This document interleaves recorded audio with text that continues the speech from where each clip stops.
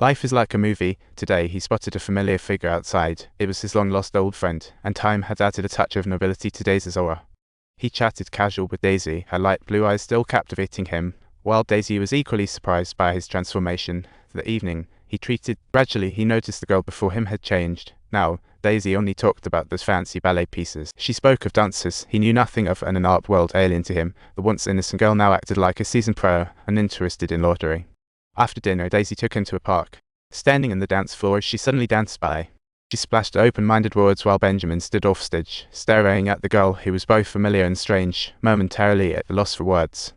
Benjamin had never changed, but under the influence of the dance, Daisy seemed to have taken a turn for the worse, making him feel a bit anxious. He wanted to take their relationship further, but Daisy rejected the idea. He realized he was too old for her, and tonight was destined to be a sleepless. The next day, his father learned he was back and specifically invited him to dinner, mentioning he didn't have long to live, and asked if Benjamin was interested in the button business. He then took him to the button factory, sharing tales about how the family built their business from the ground up. Benjamin was confused about why, so his father bluntly spilled a long-buried secret, whispering the truth softly.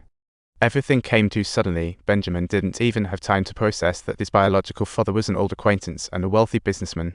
After opening his heart, the father slowly walked into the light. The truth surfaced as he sought to bring Benjamin back into the company while he still. Benjamin gazed at his mother's framed photo, seeing her for the first time. The father recounted his past love stories, but Benjamin was utterly uninterested, turning away angrily. Rooney was furious about the father's sudden deception. Why acknowledge a father who never cared for him, when he raised the child alone? Benjamin shut the door quietly and walked down the dark hallway. After some soul-searching, he decided to return and care for his ailing father, being the light in their dark life. After all, he understood the feeling of love. With the butler's assistance, Benjamin carried his father to the dock to admire his last sunrise in life. Subtitles. He sat quietly behind his father, offering silent companionship. The morning sunlight served as a farewell melody for his father as he took care of arranging his father's funeral affairs.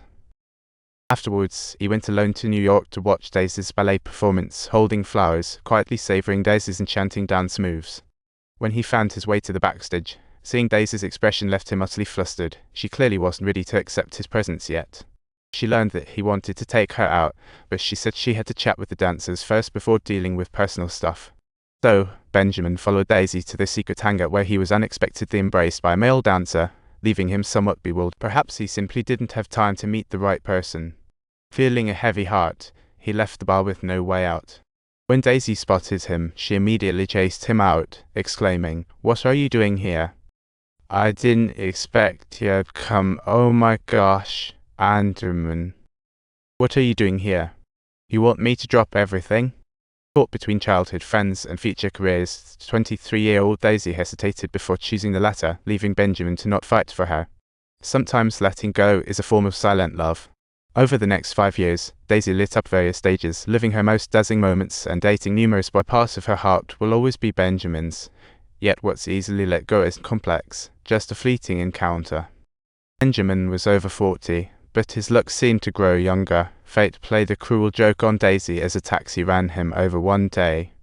That taxi shattered Daisy's ballet dreams, injuring her legs severely. It would take ages to walk again. Benjamin wanted to stay and care for her, but Daisy didn't want to be pitied. However, he didn't truly leave. He quietly stayed near the hospital, secretly providing her comfort until she recovered. During that time, he also tried to date other girls, but none could fill the void in his heart. On an unusual spring day, Benjamin sailed as usual. When he returned home, the girl he had longed for finally came back, and this time their fates crossed once more. At the age of 49, they sailed on a submarine, witnessing a rocket launch beneath the sunset, experiencing the sunrise on the sparkling sea surface. One day, a heavy rain struck the island, and while everyone scattered, the two chose to remain there, embracing nature's gifts. Benjamin respected Daisy's innermost feelings and constructed multiple barriers around her happiness. Daisy didn't answer, but her eyes spoke the truth. Benjamin didn't seek eternity, he just wished for the warmth of their love to last. A few days later, they returned to the nursing home, only to find it empty. The dining room tables were missing their usual plates. An old resident informed them that their mother had passed away, and they rushed to attend the funeral. The hall echoed with tears. Rooney had always been a saint in their hearts, lending a helping hand in crucial moments. Benjamin didn't cry, as his mother taught him strength. After the funeral, he sold his dad's old house and bought a used apartment.